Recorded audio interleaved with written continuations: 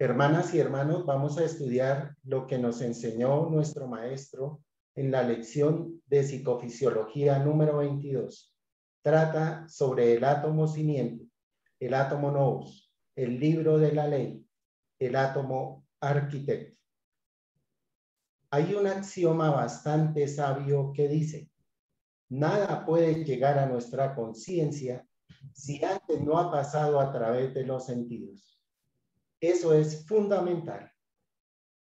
El centro de los sentidos es la médula oblonga.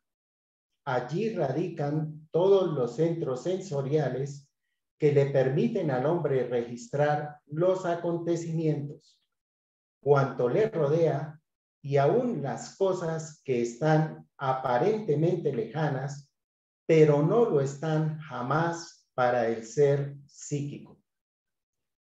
Así que toda impresión de lo que nos rodea queda permanentemente grabada en nuestro ser interno, y eso es lo que vamos a ver esta noche. A eso le llamaron antiguamente el libro de la ley, y efectivamente lo es, porque allí está grabado todo lo bueno, todo lo malo, todo lo pasivo, todo lo indiferente o activo que nosotros hayamos verificado a través de múltiples encarnaciones. Es de suma importancia. Ese átomo es mencionado en la masonería esotérica como el átomo arquitecto, y la masonería se llama Sociedad de Arquitectos. El sentido, por lo tanto, radica en un serio conocimiento que poseyeron aquellos sabios de antiguos tiempos de ese archivo de las edades. Es la base y fundamento de toda evolución. Nada, absolutamente nada, se pierde en materia de experiencia. Lo que ocurre es que pasa de lo objetivo a lo subjetivo y dormita allí hasta que el ser humano, por trabajo interno, logre redespertar aquella condición interna de su ser psíquico. Así que todo aliento que toca los alvéolos pulmonares lleva la imagen de los acontecimientos que le rodean. Primero, ha pasado la experiencia a través de los centros sensoriales de la médula oblonga. Después, se graban en los alvéolos de los pulmones en la sangre. De allí, pasan parte a las membranas que rodean el cerebro y se convierten en relativa conciencia. Y la otra parte va hacia el átomo nous de los griegos, átomo arquitecto de los masones. Los hermanitos de allá hoy no saben de eso. Por el átomo simiente del señor Heindel. Eso está en el ventrículo izquierdo del corazón. No es un átomo físico, es una energía radiante, es permanente, es eterna. Cuando ese átomo se retira de nuestro cuerpo, al fenómeno lo llamamos muerte. Pero estamos más vivos allá que acá, porque acá estamos atemperados por el peso de la materia densa, mientras que allá, en esa esfera, no existe sino la sensibilidad y la conciencia pura. El mal que le hayamos hecho a alguien, lo experimentaremos allá en toda la intensidad que hemos hecho sufrir a la gente. Y el placer que hemos experimentado aquí, lo experimentaremos allá en la misma proporción.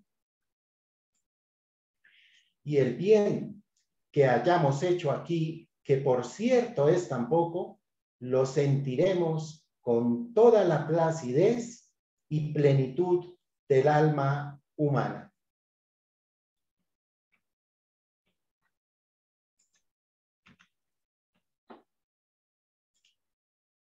Así que los que dicen que van a descansar, como dice el catolicismo, descansó en la paz del Señor, están diciendo la mentira más grande del mundo.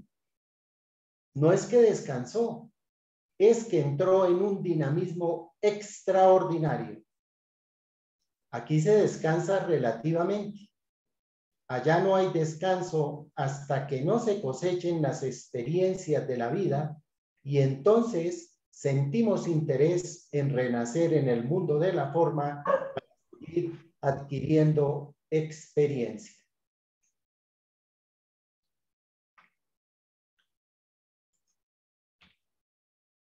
El átomo nous lo consideraron los griegos, Parménides y otros, como la parte espiritual de nuestro ser. Y efectivamente lo es. Aun cuando es la parte espiritual, es el archivo de la vida y de la experiencia. Es una cosa sumamente intensa.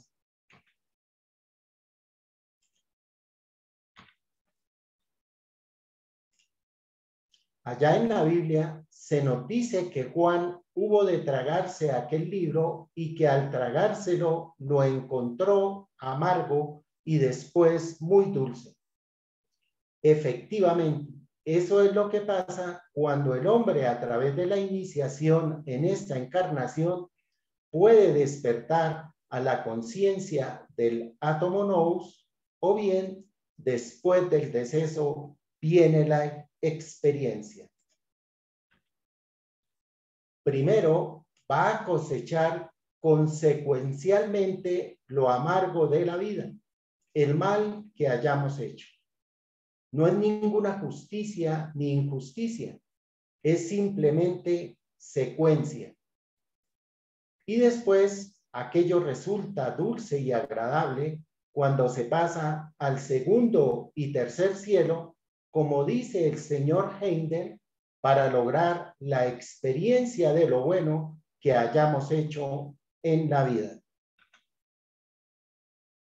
Si esta noche nos quedamos pensando cuántas cosas buenas hemos hecho en la vida y cuántas negativas, encontraremos que el libro nos va a resultar sumamente amargo, seguramente en una proporción muy alta. En esta encarnación, lo único malo que no he hecho es haberle pegado a mi suegra porque no la conocí. Pero por lo demás, los yerros que uno verifica diariamente es algo tremendo. Siempre está haciendo uno falsedades. Siempre está pensando en cosas absurdas. Y eso es las páginas amargas que se comía don Juan. Él en el momento de la iniciación y nosotros seguramente después de abandonar la forma densa. El señor Heindel lo llama el átomo simiente del cuerpo denso, porque considera que alrededor de ese átomo se están organizando los vehículos que han de servir de instrumento para la evolución en una etapa de la vida, es decir, en una encarnación. Es sumamente interesante aquello. En la conferencia pasada hacíamos referencia a la parte puramente estática del subconsciente que está en el átomo sagrado, en el sacro plexo. Allí se guarda la experiencia más densa de la vida y por lo tanto despertar aquella energía es despertar a la conciencia superior. Le sirve de oscilador o de mediador a la conciencia, cuyo aparato son las tres membranas del cerebro que lo envuelven. El átomo sagrado, que así se llama aún en anatomía, sacroplexo, y el átomo vibrante, que es un mediador entre lo puramente interno y lo objetivo en la conciencia y la inteligencia. De modo que el conocimiento de estas cosas es de suprema importancia. Ese átomo del que estamos hablando está en el ventrículo izquierdo del corazón, pero el cirujano, si va a abrir la zona en cuestión, no va a encontrar nada, porque es un átomo radiante de energía que se transmite o se traslada de una encarnación a otra, llevando todas las experiencias de la vida anterior.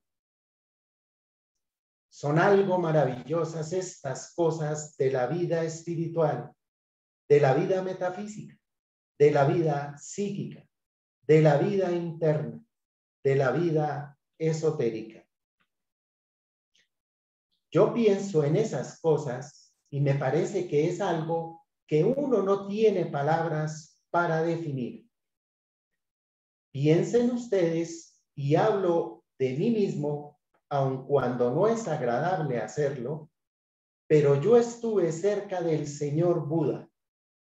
Le escuché algunas palabras que obviamente no entendí, y hoy el panorama de esa experiencia es tan claro para mí. Más claro que estar observando los rostros de ustedes. Eso todo estaba allí en ese átomo radicado por tiempo y espacio.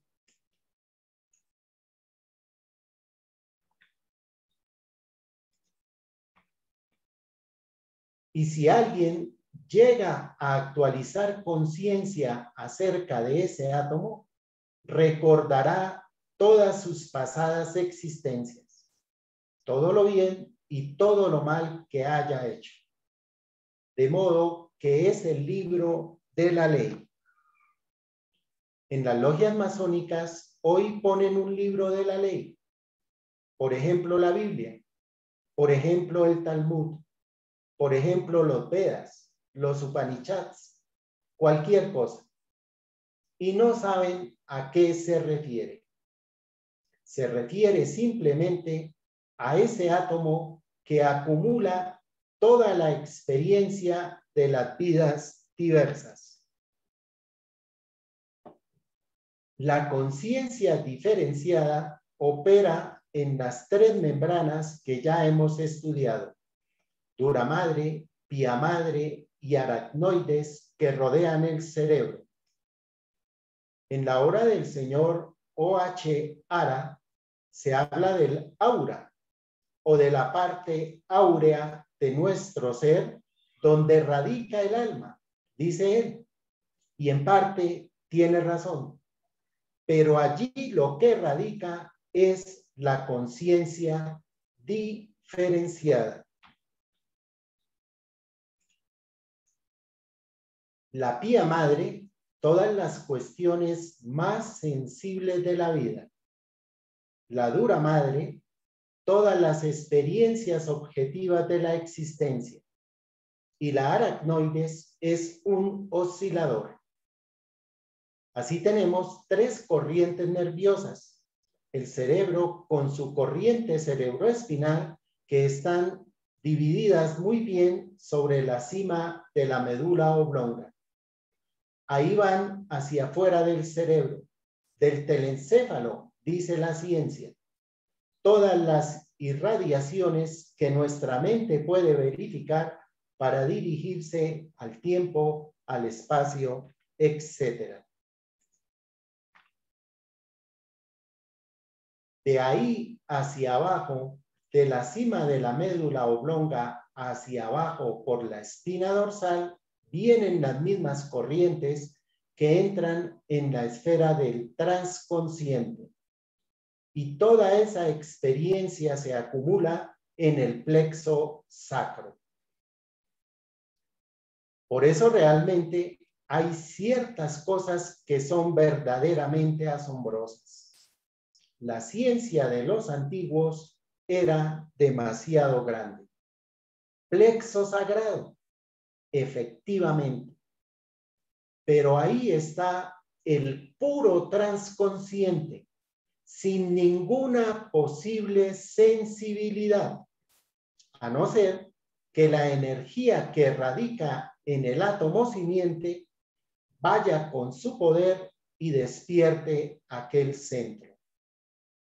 Eso es lo que se verifica en el momento de la iniciación. Pero hermanas y hermanos, quítese de la mente que la iniciación es cualquier cosa. La iniciación no es cualquier cosa, ni es una ceremonia masónica, donde después le dan a uno aguardiente o vino, ni es una fiesta social, ni es con flores físicas, ni nada. Es la capacidad que el ego va despertando de penetrar consciente y voluntariamente en los mundos. Eso es iniciación. Todo lo demás son tonterías. Que yo soy iniciado, que a mí me van a iniciar, que mi iniciación me costó unos cuantos pesos. Eso es infantilismo. Eso no tiene nada que ver con nada. Es una remembranza absurda de cosas demasiado grandes, demasiado divinas en la naturaleza humana. Vuelvo a repetir que la iniciación es el trabajo por medio del cual el ego se desprende voluntariamente y penetra en los mundos. La primera iniciación es la penetración en el mundo vital. Entonces, ve el crecimiento de animales y vegetales y ve cómo vibran las moléculas constitutivas de los átomos que sirven de base y fundamento a los cuerpos vivientes. Entonces, es un iniciado de primer grado.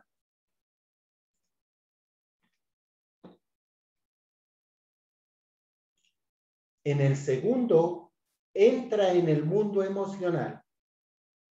Entonces, ve todas las pasiones de las razas, los instintos, las cosas.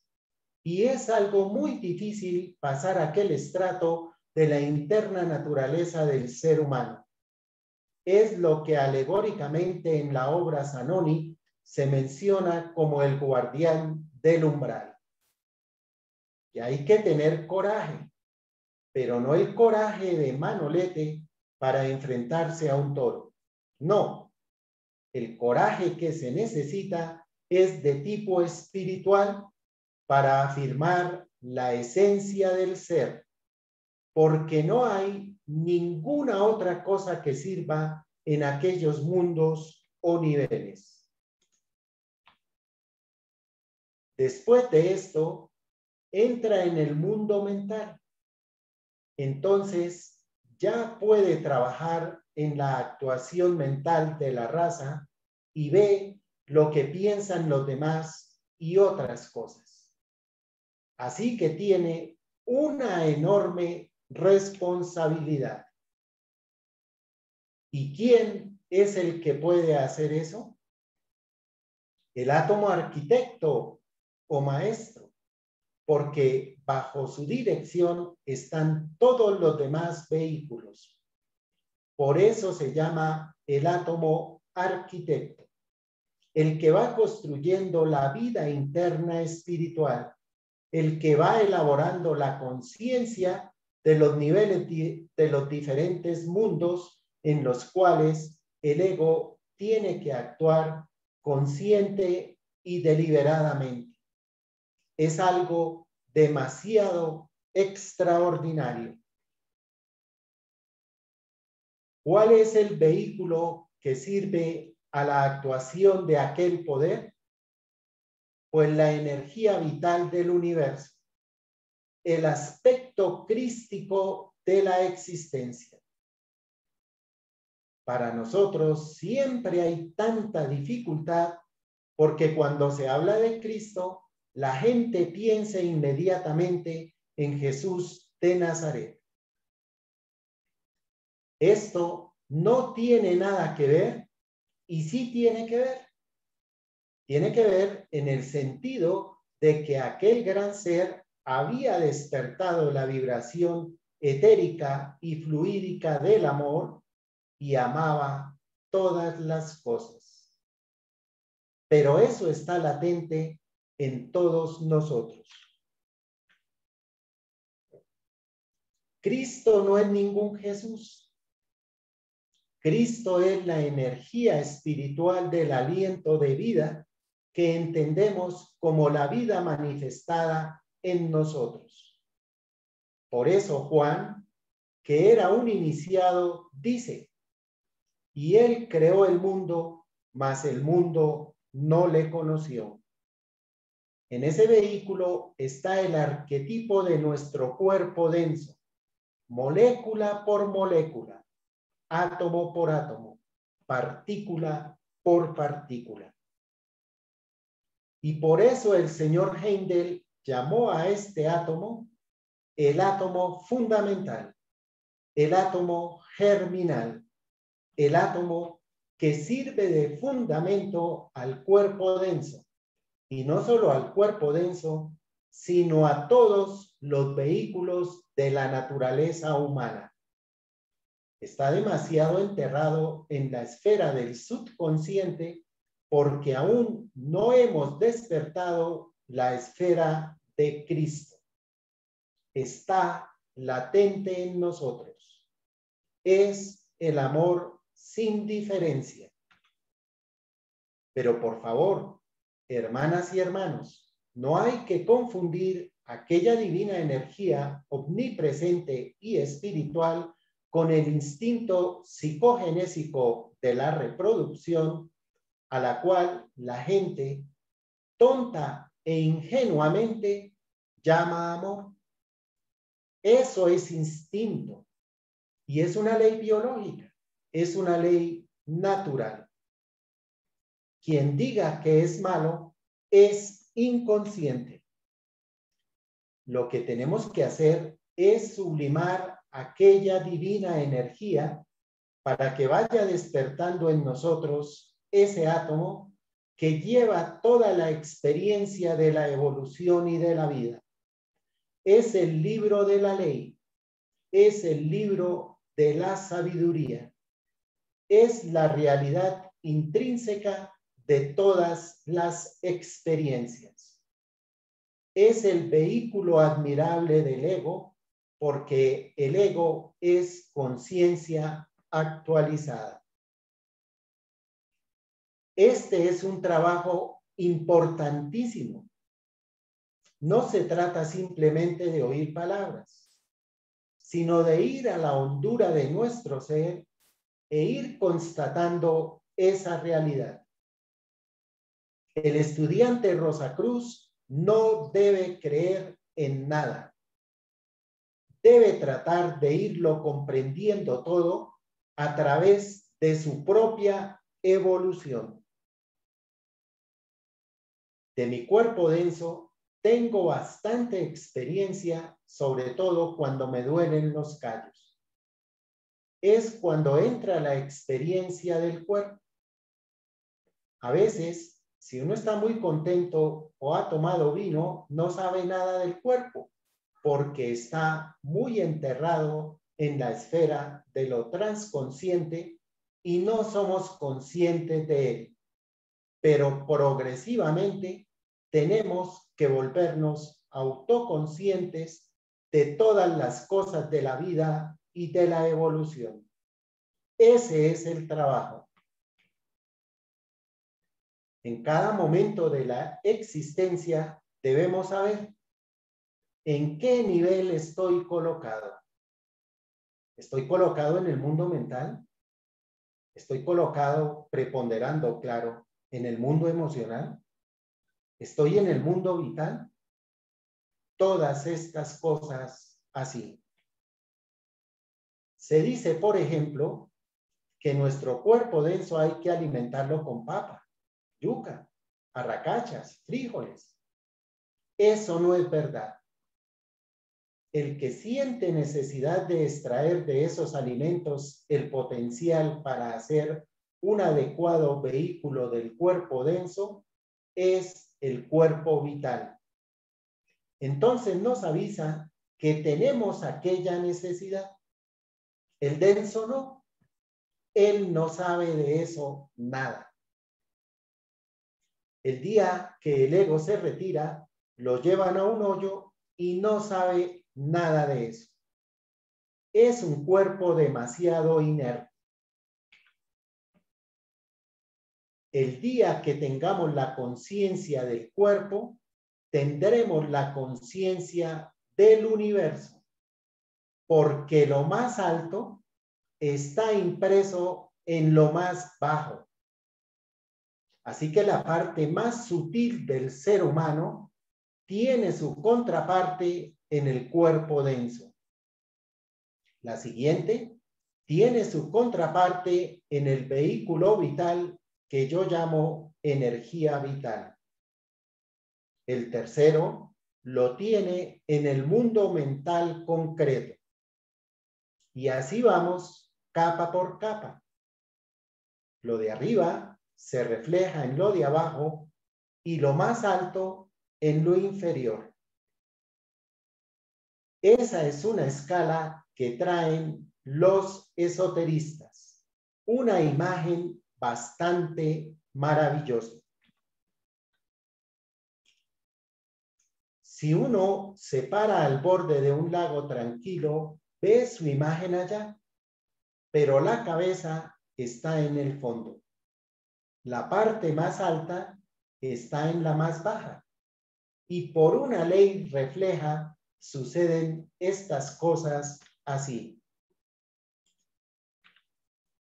Por lo tanto, el conocimiento real y positivo del átomo simiente del cuerpo denso, como dice el señor Heindel, del átomo maestro o átomo arquitecto de la masonería, esa partícula que los hermanos buscaban con tanto nerviosismo, y no hay para qué anticiparse a una exposición, es la primera palabra que se usa en masonería para indicar el nombre de la institución. Eso tiene 3 puntos. Ningún masón actual de los de cuerpo presente en la masonería sabe qué significa esos 3 puntos. Ellos dicen que esos 3 puntos son el grado tercero de la masonería. Entonces firman y ponen 2 M's y delante de cada M ponen 3 puntos. No saben lo que están escribiendo. 3 principios tiene el macrocosmos. 3 principios tiene reflejos el microcosmos. Esa es la sabiduría masónica. Ese es el maestro arquitecto. No un tipo allí que lo nombran, le dan un diploma de cartón, le hacen loas y luego toman aguardiente. Eso son tonterías. Ustedes dirán que tengo pasiones por ellos. No, ninguna. Tengo un deseo tremendo de que ustedes queden orientados para encontrar el misterio de la vida y del ser en cualquier rama y escuela del conocimiento esotérico. Esa es mi inquietud. No es que esté afanado por esto o por lo otro. No, absolutamente. Eso no tiene nada que ver. Pero sí lamento mucho que una institución que fue grande en el pasado valga hoy menos que nada. Valdrá socialmente, quizá la amistad, posiblemente las cuotas que hay que pagar, pero eso nada tiene que ver con la vida espiritual, ni con la vida psíquica, ni con la vida intelectual, ni con la vida moral del ser humano. Infortunadamente, y lo digo también, Infortunadamente, la sociedad teosófica, que tiene la sabiduría de grandes mentores como Blavatsky, Leadbeater, Besant y otros, está cayendo también en el ritualismo para ligarse a un formulismo que no vale nada. Es lamentable. La sabiduría es el conocimiento del ser humano y las energías que lo unifican con la naturaleza universal. Ese es el esoterismo. El esoterismo es el conocimiento del cuerpo denso y cuál es la función de ese vehículo. El cuerpo vital que interpenetra todas y cada una de las células que les permite la acción y el movimiento. El cuerpo emocional, que es la fuerza de la acción, por lo tanto, es la voluntad del universo en nuestra naturaleza. Pensar que podemos dominar esa energía es una de las ingenuidades más grandes que se han dicho. Nosotros podemos dirigir aquella energía. Eso sí, en lugar de pensar en ir al Banco de la República a ver si nos dan plata, podemos pensar en entender los misterios del universo. Eso sí está en nuestra posibilidad, pero esa es una energía extraordinaria. Me he dado cuenta estos días, observando dónde radica el misterio de la emoción, si hemos de usar la palabra misterio. Hay un impulso de esa voluntad dentro de nosotros de hacer o verificar cualquier cosa. Cuando con la mente le ponemos cierta resistencia, rebota como una emoción muy peligrosa y muy difícil de manejar. De modo que la emoción es la reacción de esa energía que esperaba cumplir una finalidad y al no lograrlo se vuelve loca. Por ejemplo, vamos a pasar una calle. Vamos a pasarla con despreocupación, sin atención verdadera. Cuando menos pensamos, se nos viene un carro encima. La voluntad de acción estaba en cruzar la calle, pero como aparece la imposibilidad de hacerlo y hay que retroceder o pegar un salto si somos ágiles, entonces viene esa emoción tremenda, porque se quiso dar otra dirección al plan que ya se había establecido en el ser psíquico. Y así es siempre con todo. Ya nos habíamos ocupado de esta tremenda energía al estudiar el concepto Rosacruz del cosmos. Y en la próxima reunión creo que puedo darles otros datos con relación a este tremendo poder del universo en la naturaleza del ser humano. Eso es estudiar.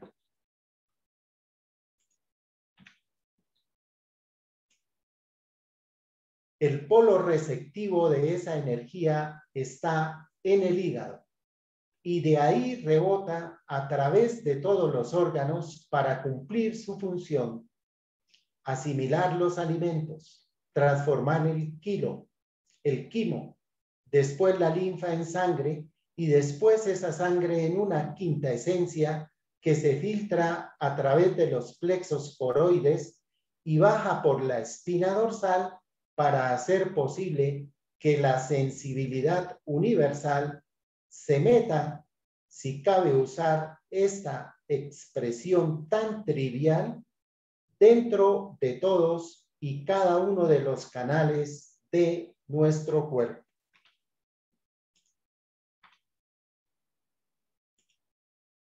De modo que si experimento sensibilidad en el extremo de este dedo, es porque las redes nerviosas, que son tubos de energía, está la sustancia que hace posible ese movimiento. Indudablemente a esto se refería el libro de el Génesis. Y el Espíritu de Dios flotaba sobre las aguas de la vida. Las aguas de la vida son la quinta esencia de la sangre dentro de nosotros. Y en eso es que flota la energía espiritual que nos permite andar, pensar, sentir, amar, querer, desear, imaginar, actualizar conciencia, sensoconciencia y todo lo que puede ser posible.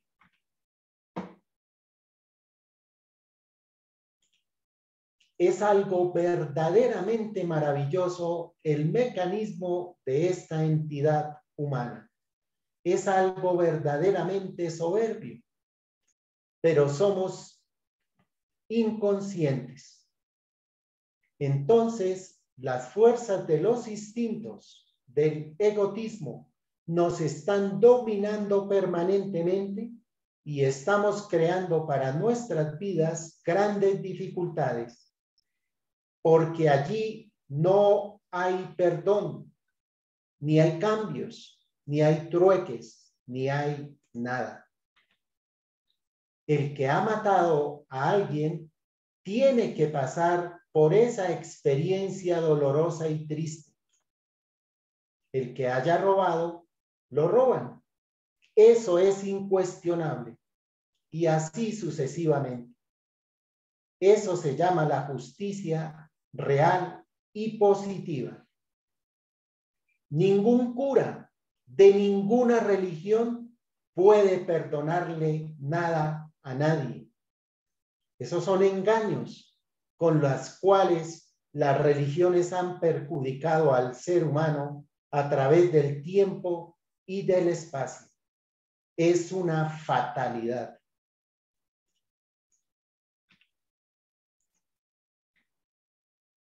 Por eso, la ciencia de la vida, que es la más grande, la única, la eterna, la inmutable, es algo que debemos conocer. Pero ese es otro punto que quiero enfatizarlo siempre. No vayan a creer en nada.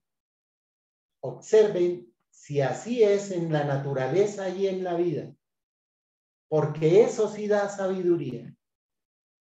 Pero si ustedes creen que esto o aquello es así porque lo dijo Rojas, porque lo dijo el señor Heindel, porque lo dijo el señor Harman, estamos en la inconsciencia de las cosas. Ellos enuncian las grandes leyes de la vida y nosotros tenemos que constatar en la sensibilidad y en la conciencia si es verdad o no. Ayer entró una damita a comprar libritos y le obsequié algunas revistas y el folleto del señor Ángel. No hay infierno ni diablo, sino karma. Entonces, la muchacha se irguió majestuosa y dijo, es la pura verdad, porque yo he experimentado que en mi vida todas las cosas buenas o malas que me vienen fueron resultado de mis actos en el pasado. Me pareció tan extraordinaria la muchacha que había llegado por propia experiencia a constatar que aquello era pura verdad. Exactamente así.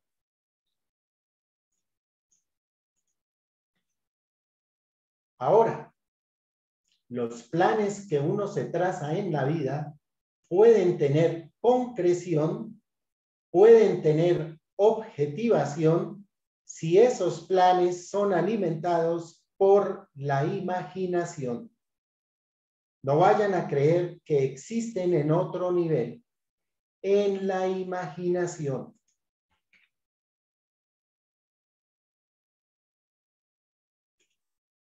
De muchacho me vine a Bogotá para ganar experiencia y ganar el pan con el ideal dentro de mí, el deseo de servir a la causa.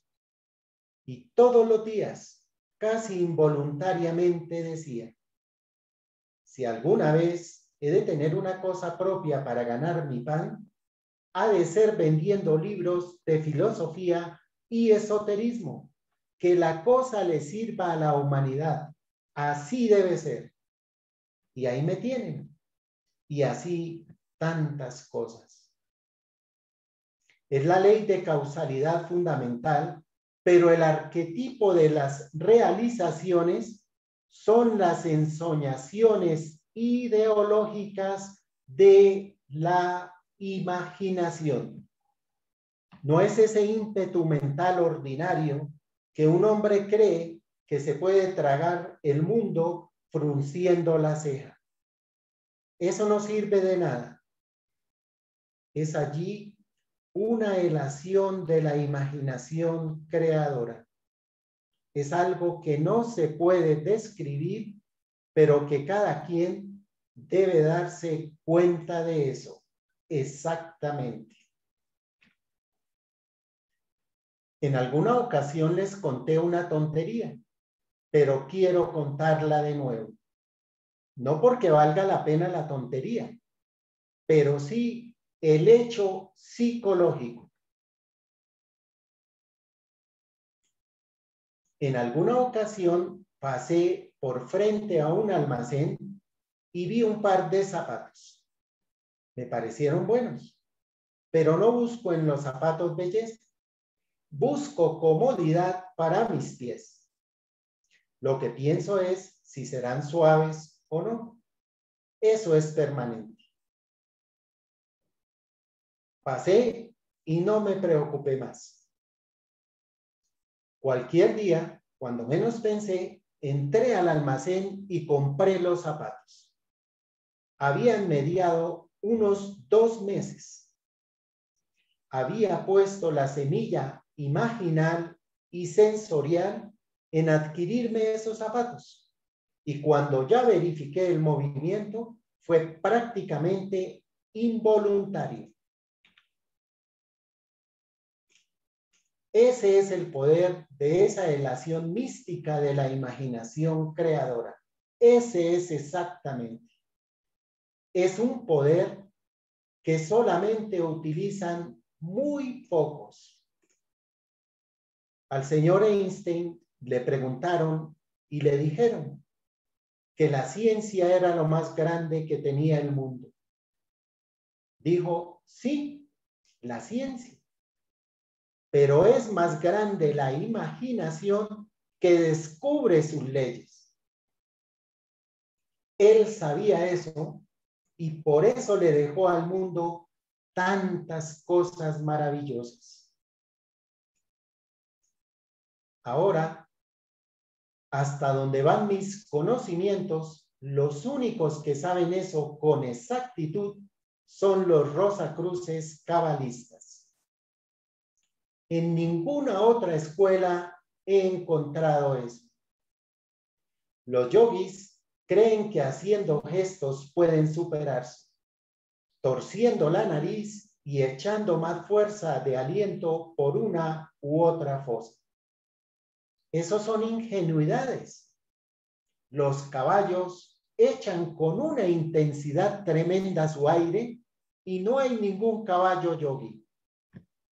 No es ironía, es sabiduría. En cambio, los ideales que uno cultiva dentro de sí, es posible que cambien el ritmo de la respiración. Allí está esa energía, pero es interna siempre. En una parte de la obra Zanoni dice, las gentes creen que pueden superarse, que pueden haciendo esto y lo otro con voluntades egoístas conseguir todo aquello. Todo eso no tiene ningún fundamento. La grandeza del ser humano está en la sublimación de su alma, en la imaginación y sublimación de su sentir. Allí está el misterio de la evolución. Exactamente. Porque en la obra Zanoni no hay más que sabiduría. Sabiduría intrínseca, exacta, categórica. Es muy difícil porque es una novela muy grata y entonces uno se va tras los caminos de la novela y pierde el sentido de la obra. Pero es una obra admirable. Es lo mejor que se ha escrito en materia de novelas en esoterismo. Zanoni. Alguna vez estaba el adepto sentado allí y le preguntó a un hermano: ¿todo lo que está en la obra Zanoni es verdad?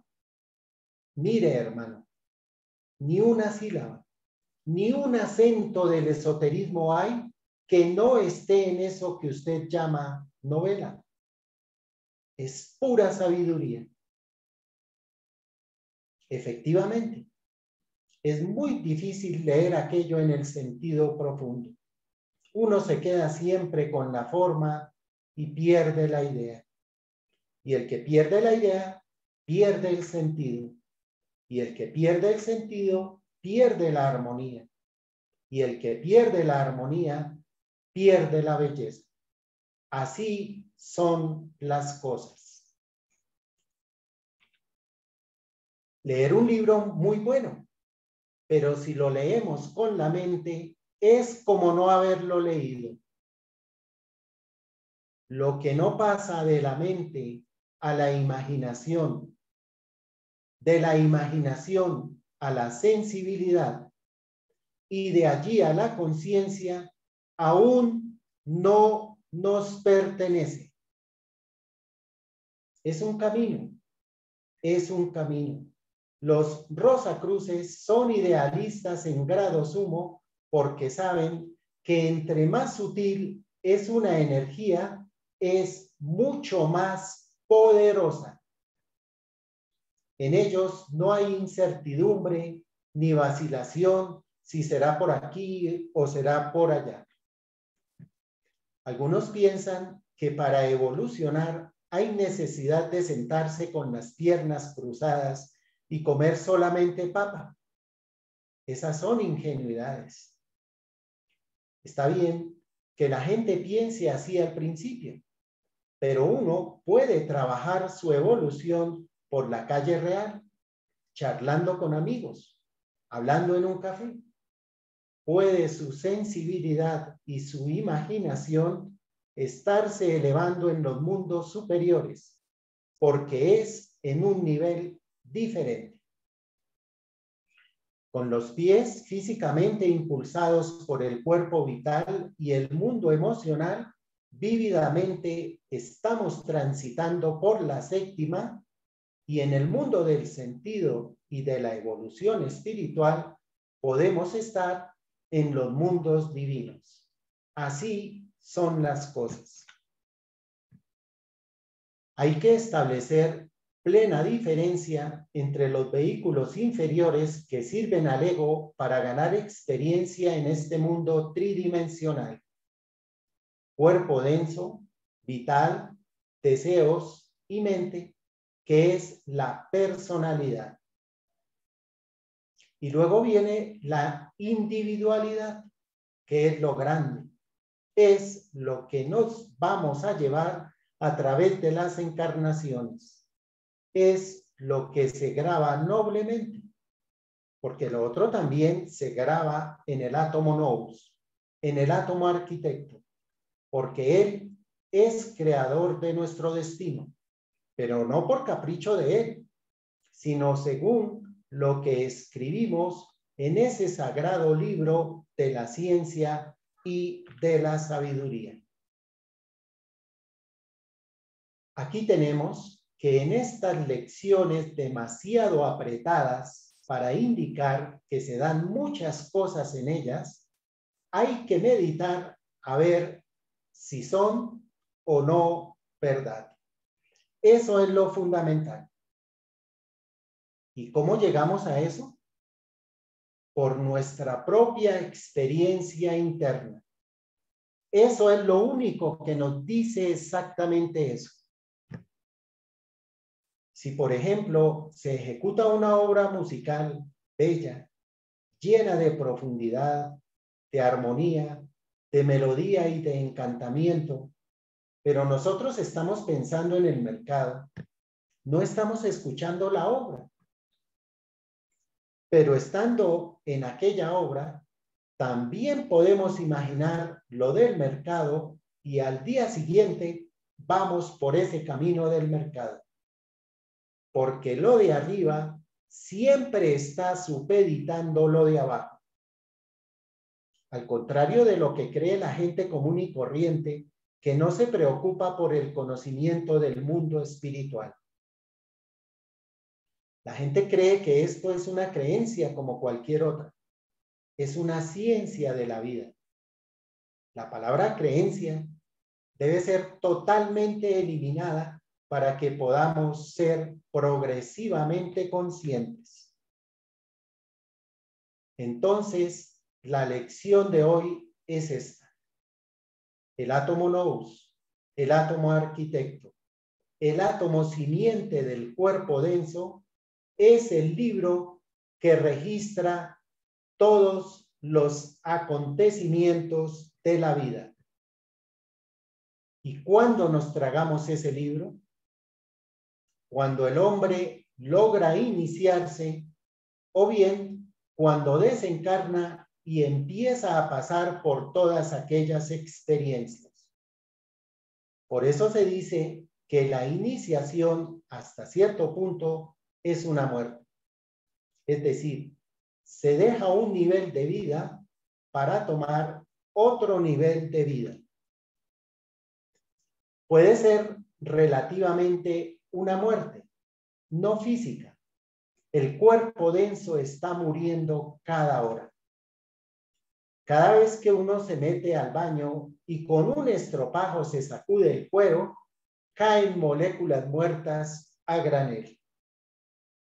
La muerte del cuerpo denso es permanente, como la mutación de los demás vehículos también es permanente. Todo es una mutación permanente en este universo. Solo que existe algo extraordinariamente místico y espiritual, que es la sensibilidad y la conciencia que deben elevar al ser humano a través del tiempo y del espacio hasta llegar al espíritu del alma del mundo. Hasta aquí las palabras de nuestro maestro iniciado Ragusín. A continuación vamos a hacer un muy corto resumen.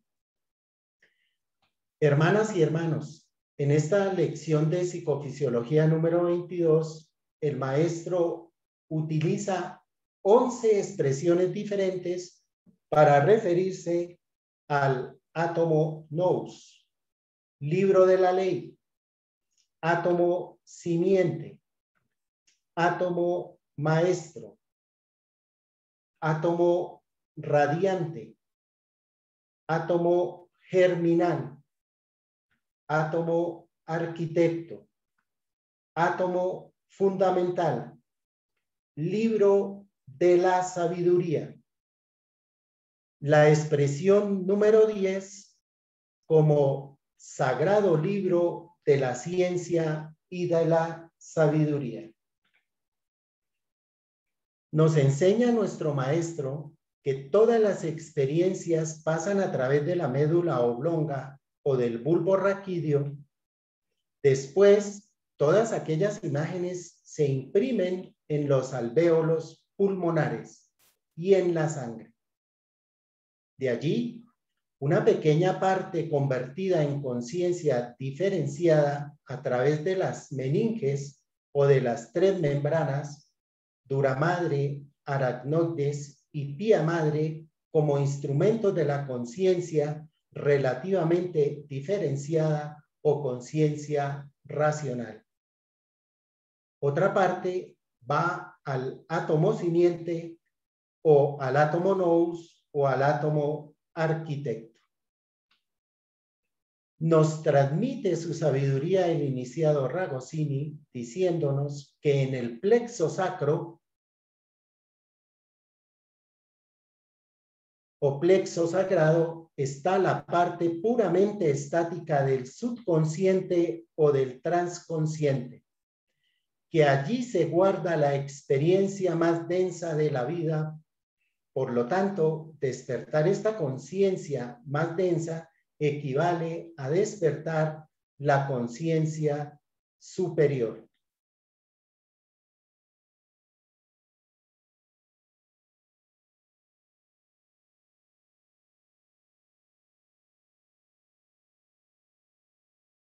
Porque siempre lo más sutil se refleja en lo más denso. Pero entre el sacro plexo, plexo sagrado, que es el cúmulo de las experiencias convertidas en transconsciencia, y la conciencia racional u objetiva, cuyo instrumento son las tres membranas o meninges, existe un mediador.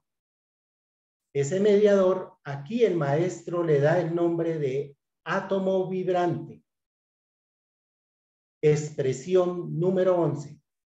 El mismo átomo simiente, el mismo libro de la vida, el mismo átomo arquitecto o átomo maestro que se viene a convertir en esta instancia en el mediador, en el oscilador o instrumento de la mesoconciencia. Nos instruye el maestro que el plexo sagrado es el instrumento o vehículo de la transconsciencia. La transconsciencia pura, el puro transconsciente, sin ninguna posible sensibilidad. Entonces, ¿cómo hacemos para despertar la conciencia superior que subyace allí dormida?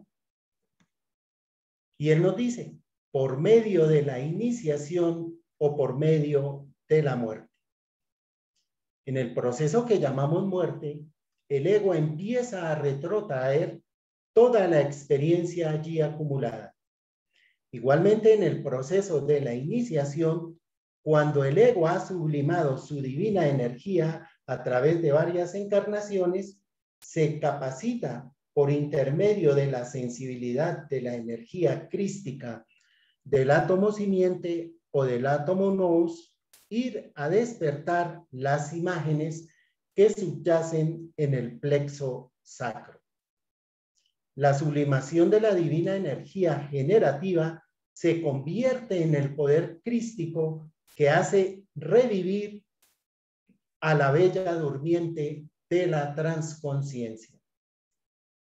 Este es el resumen desde la parte puramente psicofisiológica correspondiente a esta lección.